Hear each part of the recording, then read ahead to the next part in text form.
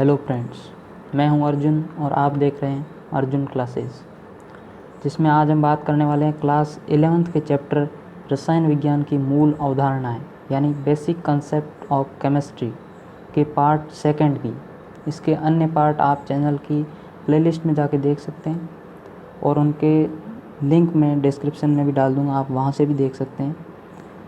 आज के लेक्चर में हम बात करेंगे इन 5 टॉपिक्स का, ठीक है, जिसमें पहला है द्रव्य पदार्थ या मैटर क्या होता है, द्रव्य की कौन कौन सी 5 अवस्थाएं हैं और उनमें क्या क्या अंतर है, और द्रव्य का बड़े स्तर पर वर्गीकरण यानी वृहद स्तर पर वर्गीकरण, और समांगी मिश्रण यानी होमोजीनियस मिक्सचर और हेट्रोजीनियस यानी विषमांगी मिश्रण क्या होता है, और तत्व यानी एलिमेंट और यौगिक यानी कंपाउंड में क्या अंतर होता है।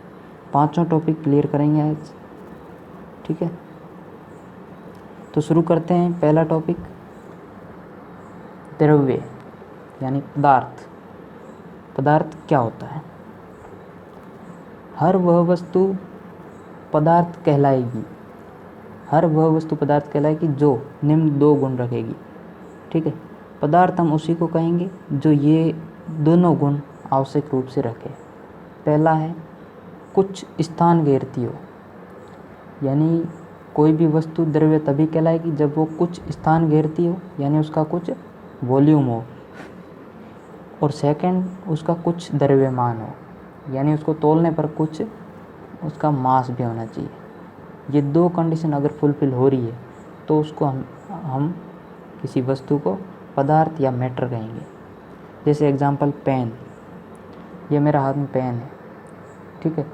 इसको अपन यहाँ रखें तो ये कुछ स्थान भी घेर रहा है और इसको तोलने पर इसका कुछ मास भी होगा, तो अपन इसको पदार्थ बोल सकते हैं। सेकंड पानी, पानी को अपन तोलते हैं तो कुछ उसका भार होता है यानी मास होता है, और पानी को जिस बर्तन में रखते हैं उसमें कुछ वो स्थान भी घेरता है। वैसे ही वायु, ठीक है। ये हो गए इसके कुछ एग्जाम्पल। तो आई होप आपको द्रव्य यानी पदार्थ क्या होता है ये समझ में आ गया होगा। पर आपको यहाँ डाउट होगा कि द्रव्य एक होता है द्रव्य और एक होता है द्रव। इसमें आपको कन्फ्यूज़न हो सकता है, ठीक है। तो द्रव्य पदार्थ को कहते हैं यानी मैटर। ये मैटर ठोस हो सकता है, द्रव हो सकता है, गैस हो सकता है, ठीक है। तो द्रव्य किसको कहते हैं? पदार्थ को। वो पदार्थ कोई सा ही हो सकता है, ठोस, द्रव, गैस। लेकिन द्रव, द्रव क्या है? एक द्रव्य का भाग है।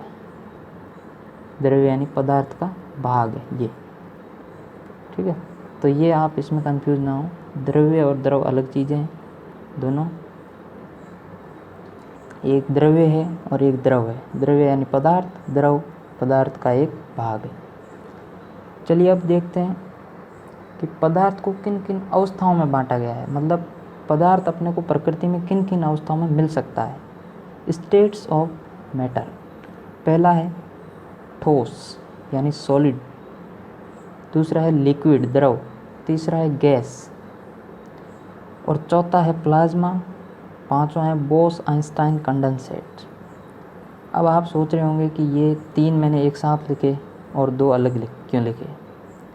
इसका कारण ये है कि ठोस, द्रव और गैस, ये 3 ऐसी अवस्थाएं हैं जो बहुत पहले खोजी जा चुकी है और ये अपने सिलेबस में भी है।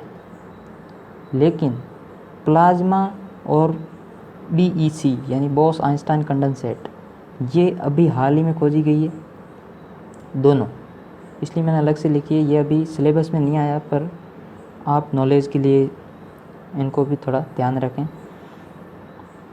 अपन अब देखेंगे इन सब को डिटेल में। तो पहले देखते हैं प्लाज्मा और BEC, इनको पहले देख लेते हैं थोड़ा थोड़ा इनके बारे में, फिर अपन ठोस, द्रव और गैस को डिटेल में पढ़ेंगे। ये बस आप नॉलेज के लिए थोड़ा बहुत ध्यान रखें, बाकी एग्ज़ाम में नहीं पूछते। प्लाज्मा अति यानी हाईली आयनित गैस। प्लाज्मा ही गैस ही होती है पर ये क्या है, बहुत ज़्यादा आयनित गैस होती है, ठीक है, जिसमें धनात्मक एवं ऋणात्मक आवेशों की संख्या बराबर होने के कारण अनावेशित। इस पे आयन तो मौजूद होते हैं, पर पॉजिटिव और नेगेटिव दोनों आवेशों की संख्या बराबर होने के कारण प्लस माइनस जुड़ के टोटल आवेश 0 हो जाता है और ये अनावेशित रहती है। और शुरू में अपन ने बताया कि ये गैस होती है, ठीक है। फिर अपन ने इसको गैस में क्यों नहीं रखा, वो इसलिए क्योंकि इसके गैसों से भिन्न गुण होते हैं, यानी इसके जो गुण होते हैं वो और व्यवहार जो भी होते हैं वो गैसों से भिन्न होते हैं, इसलिए इसको अलग नाम दिया गया, पदार्थ की स्टेट प्लाज्मा, ठीक है। अब देखते हैं BEC, बोस आइंस्टाइन कंडेंसेट।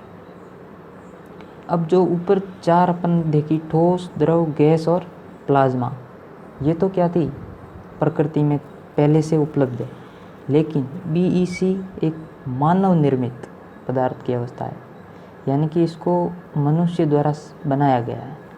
जो किसने बनाई थी, पहले सत्येंद्र नाथ बोस, इन्होंने इसके बारे में कुछ बताया था, फिर ज़्यादा अल्बर्ट आइंस्टाइन ने बताया। तो कुल मिला के इन दोनों के नाम के सम्मान के लिए इसका नाम रखा बोस आइंस्टाइन कंडेंसेट्स, BEC, ठीक है। तो नॉर्मल दोनों के बारे में ध्यान रखें क्या है, बाकी अपने एग्ज़ाम में नहीं पूछते, लेकिन कॉम्पिटिटिव एग्ज़ाम में पूछ सकते हैं। अब देखते हैं, अब आप एक सवाल पे ध्यान दीजिए, ठीक है। पदार्थ की एक अवस्था स्टेट को दूसरी अवस्था में हम बदल सकते हैं कि नहीं, यदि हाँ तो कैसे, ठीक है। इसके बारे में आप सोचें, वीडियो को पॉज करके, और आंसर ढूंढने की कोशिश करें। अगर आपका आंसर मेरे बताने से पहले सही हो तो कमेंट करके ज़रूर बताएं, ठीक है। तो क्वेश्चन क्या है, पदार्थ की एक अवस्था यानी स्टेट को दूसरी अवस्था में बदल सकते हैं कि नहीं, यदि हाँ तो कैसे, ठीक है। तो आप सोचें ज़रूर। अब देखते हैं इसका आंसर। तो इसका आंसर है हाँ, यानी कि पदार्थ की एक स्टेट को दूसरी स्टेट में अपन बदल सकते हैं। कैसे, ऊष्मा ऊर्जा के आदान प्रदान से। ऊष्मा यानी हीट एनर्जी से। आदान प्रदान मतलब या तो ऊष्मा एक स्टेट को देकर या उससे लेकर।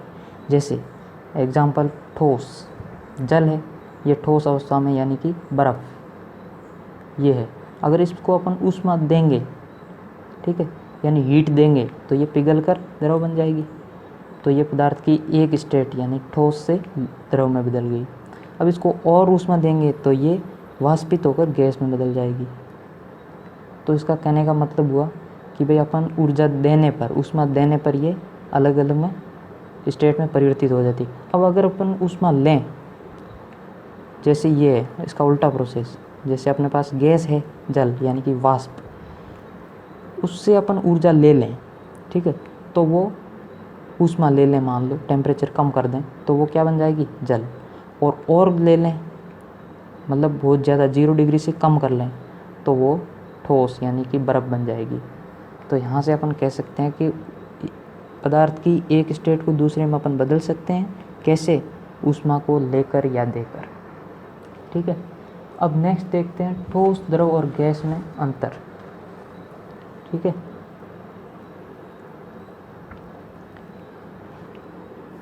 यहाँ अपन गुण देखेंगे, अलग अलग कौन कौन से गुणों के आधार पर अपन इनको डिफ्रेंशिएट करेंगे। और यहाँ है ठोस यानी सॉलिड, द्रव यानी लिक्विड, गैस यानी गैस। इसका पहला अंतर देखते हैं आकार के आधार पर, ठीक है। आकार, इसका आकार निश्चित होता है। ठोस का आकार हमेशा निश्चित होता है। जैसे कोई आप पत्थर देखिए, ठीक है, वो पत्थर हमेशा एक निश्चित आकार में रहता है, जैसा भी है, जैसा कोई ऐसा है तो भी वो हमेशा एक निश्चित आकार में रहता है। तो आकार के आधार पर ठोस कैसा होता है, निश्चित। और द्रव, इसका आकार अनिश्चित होता है। इसको जिस बर्तन में रखा जाता है उसी का आकार ग्रहण कर लेता है, ठीक है। यानी कि यहाँ अगर अपन इसका एग्जांपल देखें, कोई बर्तन है ऐसा, इसमें अगर अपन जल रखेंगे तो ये इस बर्तन के आकार के अनुसार अपना आकार ग्रहण कर लेगा, और ये अगर अपन ऐसे में रखें तो भी ये इसके अनुसार आकार ग्रहण कर लेगा। लेकिन ठोस को जैसे में रखेंगे बर्तन पे वो डिपेंड नहीं करता, वो जैसा है वैसा ही रहेगा। ठीक है, तो इसका आकार क्या होता है? अनिश्चित। इसका आकार डिपेंड करता है किस पे? बर्तन पर। वैसे ही गैस, इसका आकार अनिश्चित होता है, इसको जिस बर्तन में रखा जाता है उसी का आकार ग्रहण कर लेती है। इसका भी आप कोई एग्जाम्पल देख लें। किसी बर्तन में हवा भरेंगे तो वो हवा उस बर्तन के अनुसार ही अपना आकार ले लेती है। दूसरा अंतर देखते हैं आयतन के आधार पर। ठीक है, इसका आयतन निश्चित होता है, इसको भी अपन ऐसे ही रिलेट कर सकते हैं, सेम आयतन आकार सेम रिलेट कर सकते हैं। जैसे ये कोई पत्थर है, ठीक है, तो इसका आयतन यानी ये शेप, ठीक है, तो ये एक जैसी रहती है और इसका भी आयतन निश्चित रहता है। अब देखते हैं द्रव, इसका भी आयतन निश्चित रहता है, लेकिन गैसों का आयतन निश्चित नहीं होता है। ठीक है, अब देखते हैं रिक्त स्थान, यानी जो अणु होते हैं, क्योंकि ठोस द्रव गैस कोई भी छोटे छोटे अणुओं से मिलकर बनते हैं, तो उन अणुओं के बीच में कितनी रिक्त स्थान है, मतलब कितनी गलियां हैं, उसके आधार पर अपन कैसे डिफ्रेंशिएट करेंगे इनको। तो पहला देखते हैं ठोस में अणुओं के बीच रिक्त स्थान बहुत कम होता है, तभी तो वो ठोस होता है। उसको अपन दबा भी नहीं सकते, एकदम अणु होते हैं जो एकदम पास पास होते हैं। ठीक है, ये होती ठोस, ये अणु बहुत पास पास होते हैं, गैप इनमें, ये जो गैप होता है ये बहुत कम होता है ये। अब देखते हैं लिक्विड, ठोस की अपेक्षा रिक्त स्थान अधिक होता है, ठोस की अपेक्षा अधिक, यानी कि ठोस को अपन दबा ही नहीं सकते, लेकिन इसको थोड़ा बहुत दबा सकते हैं क्योंकि इसमें थोड़ा ये रिक्त स्थान होता है ये। ठीक है, तो ठोस की अपेक्षा रिक्त स्थान अधिक होता है, और गैसों में रिक्त स्थान सबसे अधिक होता है, यानी गैस के जो अणु होते हैं वो बहुत दूर दूर फैले होते हैं, इसको अपन आसानी से दबा सकते हैं। नेक्स्ट डिफरेंशिएट करते हैं घनत्व के आधार पर। ठीक है, घनत्व क्या होता है इसको अपन आगे देखेंगे, लेकिन यहाँ एक समझने के लिए ये समझ लीजिए, घनत्व मतलब कठोरता।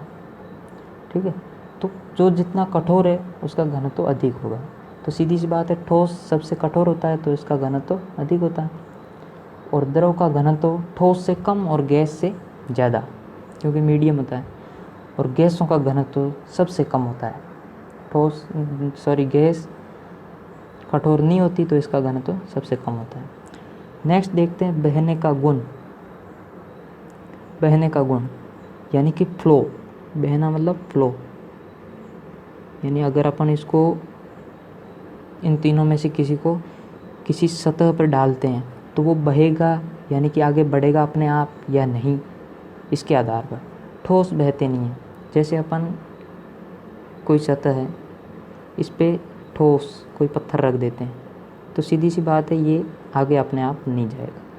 ठीक है, वहीं द्रवों में बहने का गुण पाया जाता है। अगर अपन लिक्विड जैसे यहाँ अपन पानी गिराएंगे तो वो अपने आप इधर या इधर चला जाएगा, तो ये होता है बहने का गुण।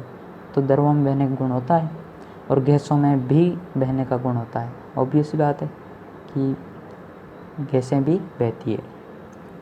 नेक्स्ट देखते हैं ऊष्मा। अगर अपन इनमें से सबको ऊष्मा दें यानी हीट, तो क्या फ़र्क पड़ता है उसके आधार पर। ठोस गर्म करने पर फैलते हैं।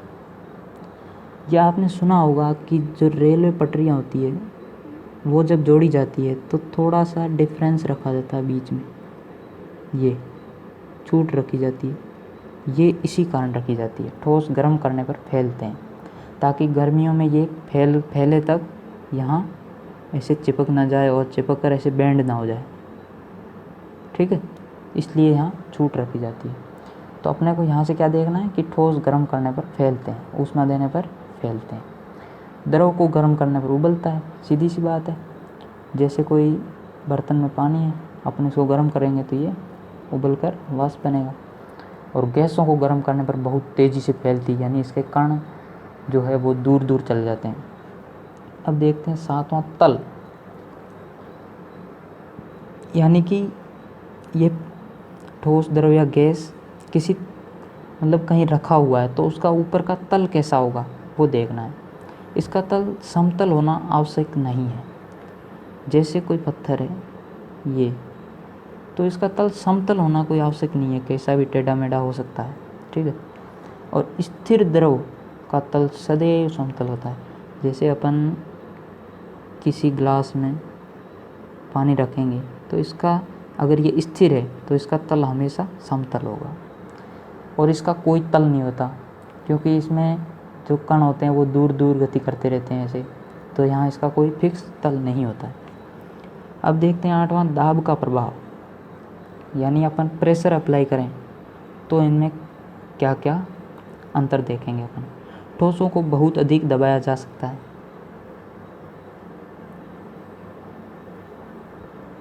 ठोसों को बहुत ही कम दबाया जा सकता है, ठीक है। जैसे कोई पत्थर है, अपन इसको दबाते हैं, लोड लगाते हैं ऊपर से, तो ये दबेगा नहीं, टूट जाएगा पर दबेगा नहीं। तो इसको बहुत ही कम दबाया जा सकता है। थोड़ा बहुत दब भी जाएगा तो बहुत कम, जिसको अपन खुली आंखों से देख नहीं सकते। तो अपन कह सकते हैं कि इसको दबाया नहीं जा सकता। द्रवों को ठोसों की अपेक्षा दबाया जा सकता है, ठोसों की अपेक्षा थोड़ा बहुत दबाया जा सकता है। गैसों को बहुत अधिक दबाया जा सकता है। गैसों को तो यहाँ तक दबाया जा सकता है कि गैसों को दबाते दबाते अपन द्रव में भी बदल सकते हैं। नेक्स्ट देखते हैं क्वथनांक। क्वथनांक भी अपन आगे पढ़ेंगे क्या होता है डिटेल में, लेकिन यहाँ आप क्वथनांक का मतलब ये समझ लीजिए कि वो टेम्परेचर जिस पे ये पदार्थ वाष्प बन जाए, वाष्प बनकर उड़ जाए। तो पहला देखते हैं ठोसों। ठोस, तो ठोसों का क्वथनांक सबसे अधिक होता है। क्यों? अगर कोई बर्तन में अपन ठोस लें, ठीक है, और उसको वाष्प बनाना शुरू करें, ये कोई ठोस है, ठीक है, इसको वाष्प बनाना है, तो ये पहले इसको अपन हीट दे रहे हैं, तो वाष्प बनने के लिए पहले ये द्रव फॉर्म में आएगा, फिर गैस में आएगा, फिर उड़ेगा, ठीक है। तो ऑब्वियसली बात है कि भाई इसके लिए ऊष्मा बहुत अधिक, यानी कि क्वथनांक टेम्परेचर बहुत ज़्यादा की ज़रूरत होगी, तो इसका क्वथनांक होता है वो सबसे अधिक होता है। अब द्रवों का क्वथनांक ठोसों से कम होता है। क्यों? क्योंकि यहाँ ये द्रव में पहले ही है, तो इसको गैस में बदलने में टेम्परेचर कम की आवश्यकता होगी। और गैसों का क्वथनांक सबसे कम होता है, क्योंकि यह गैस में है पहले ही, तो थोड़ा सा टेम्परेचर देते ही ये वाष्प बनकर उड़ जाएंगे, इसलिए इसका क्वथनांक सबसे कम होता है। एग्जाम्पल देख लेते हैं ठोस का। बर्फ़, पत्थर, धातुएं, मेटल्स। और लिक्विड, जल, दूध, शहद। और गैस, वायु, ऑक्सीजन एवं अन्य गैसें like nitrogen, helium, hydrogen. Okay, next देखते हैं द्रव्य का वर्गीकरण, यानी क्लासिफिकेशन ऑफ मैटर। तो अभी अपन ने क्या देखा था, द्रव्य की स्टेट्स, यानी कि पदार्थ किन किन अवस्थाओं में पाया जाता है प्रकृति में। लेकिन यहाँ अब बात करेंगे द्रव्य का वर्गीकरण, यानी क्लासिफिकेशन ऑफ मैटर। तो द्रव्य अपने आसपास कोई पदार्थ है मान लो, तो आप देखोगे तो वो अपन कैसे डिफ्रेंशिएट कर सकते हैं, या तो वो शुद्ध है या अशुद्ध यानी मिश्रण है, दो हो सकते हैं, या शुद्ध यानी प्योर सब्सटेंस या मिक्सचर। तो अपन द्रव्य को दो भागों में बांट सकते हैं, शुद्ध पदार्थ यानी प्योर सब्सटेंस, और सेकंड मिक्सचर यानी मिश्रण। अब शुद्ध पदार्थ भी दो तरीके में डिवाइड हो सकता है। पहला है तत्व यानी एलिमेंट्स, दूसरा है यौगिक यानी कंपाउंड। और जो मिश्रण है ये भी दो प्रकार से डिवाइड कर सकते हैं, समांगी मिश्रण यानी होमोजीनियस मिक्सचर एंड विषमांगी मिश्रण यानी हेट्रोजीनियस मिक्सचर। अब अपन इन सब को अलग अलग समझते हैं किसकी क्या परिभाषा होती है, कौन क्या होता है। पहला देखते हैं शुद्ध पदार्थ, ठीक है, प्योर सब्सटेंस। जिन पदार्थों का संगठन हमेशा निश्चित रहता है, जिन पदार्थों का संगठन, इसका क्या मतलब हुआ, संगठन। जैसे किसी बर्तन में हमारे पास कोई शुद्ध पदार्थ है, यानी प्योर सब्सटेंस लिया हुआ है, तो इसमें से अपन मान लो एक सैंपल लें, छोटा सा इतना, यहाँ से एक सैंपल लें, यहाँ से एक सैंपल लें, मान लो बीच में से 3 सैंपल लें, ठीक है, S1, S2 और S3, 3 सैंपल लिए। तो इन तीनों सैंपल के जो गुण होंगे वो हमेशा एक जैसे होंगे, यानी कि जिन पदार्थों का संगठन हमेशा निश्चित रहता है, यानी एक जैसे होंगे ये, इसको देखो, इसको देखो, इसको देखो, यानी कि संगठन हमेशा निश्चित एक जैसा।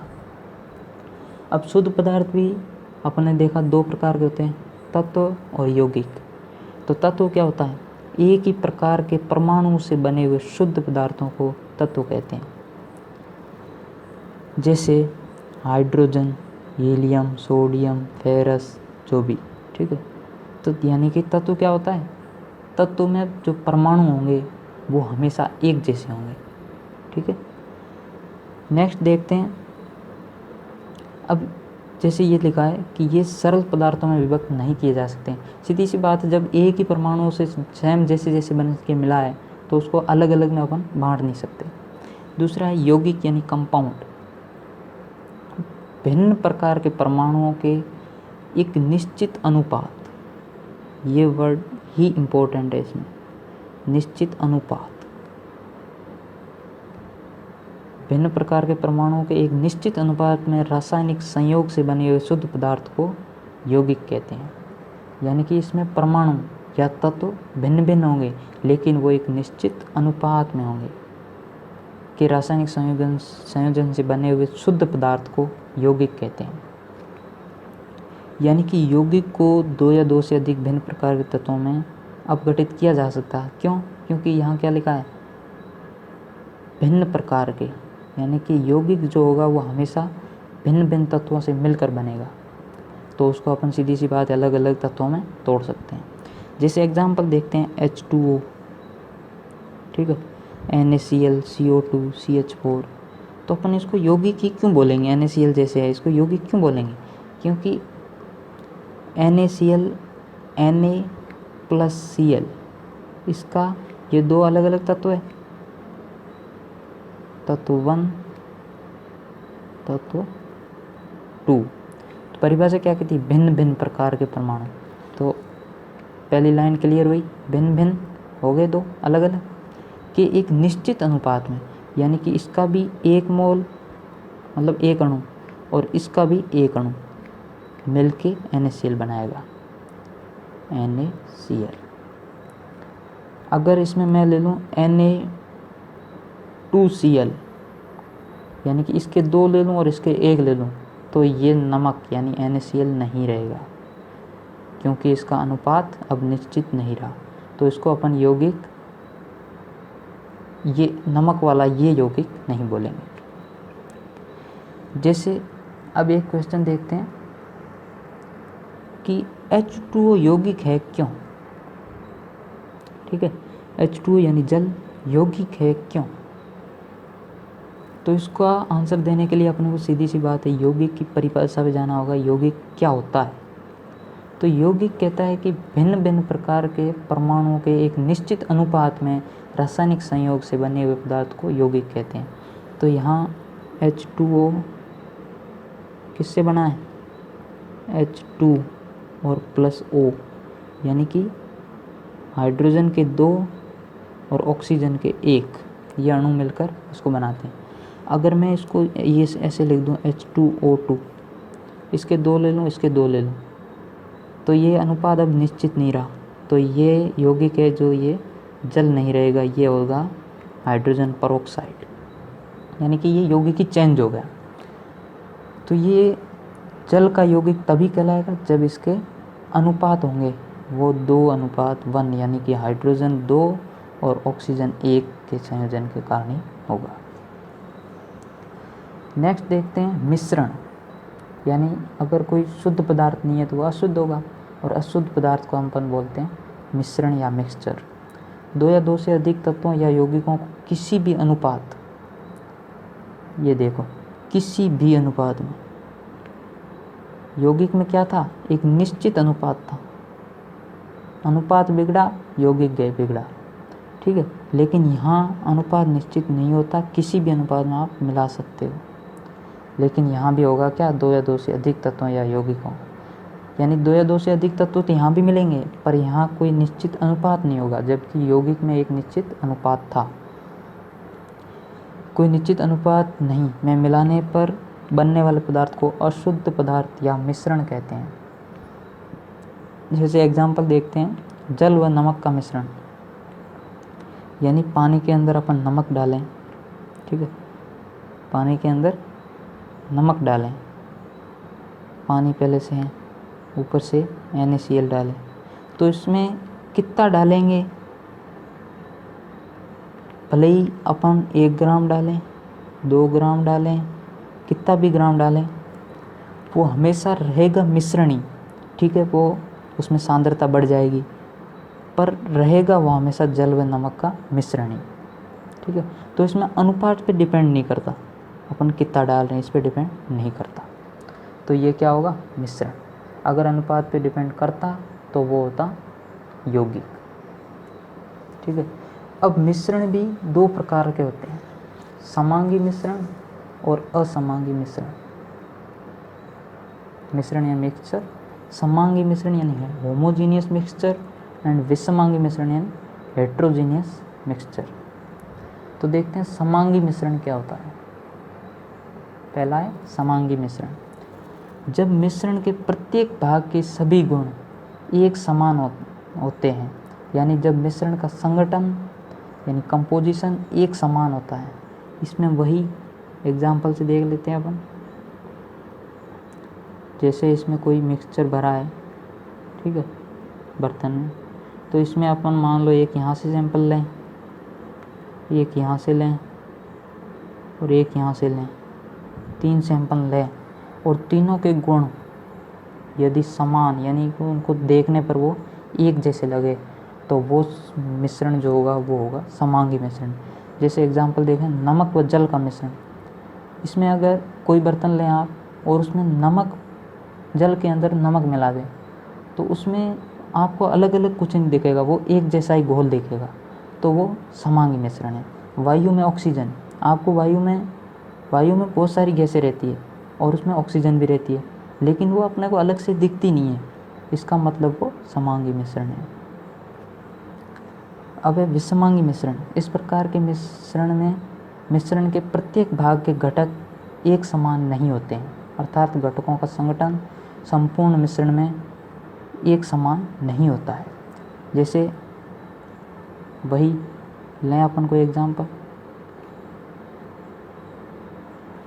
यहाँ मान लो जल है और मैं इसमें रेत डाल दूँ, सैंड, तो वो रेत सीधी सी बात है तली में जम जाएगी, ठीक है।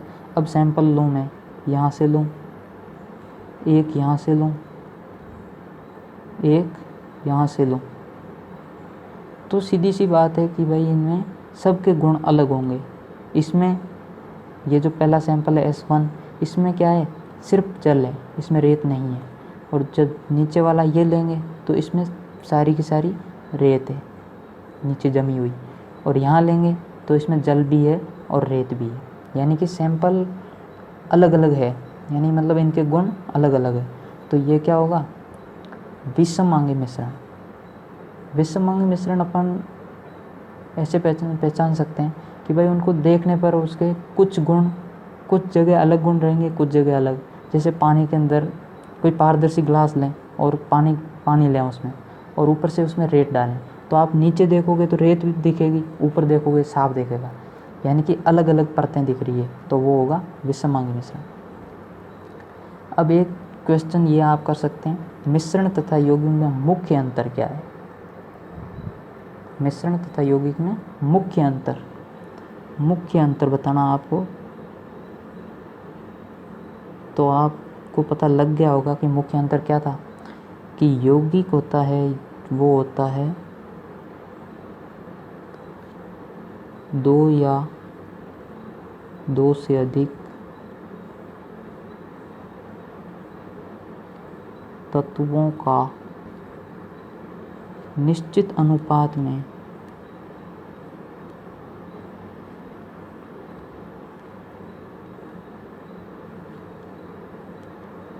संयोजन।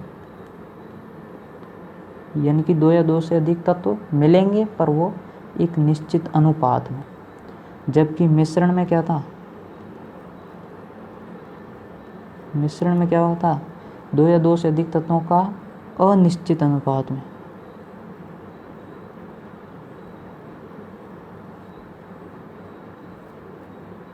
ठीक है, तो ये था मिश्रण और यौगिक में मुख्य अंतर। तो आज का लेक्चर यहीं तक था। नेक्स्ट लेक्चर देखने के लिए आप चैनल को सब्सक्राइब करें, और वीडियो अगर समझ में आया हो, आज का लेक्चर समझ में आया हो, तो आप इस वीडियो को लाइक करें और अपने दोस्तों के साथ शेयर करें। Thank you, thanks for watching.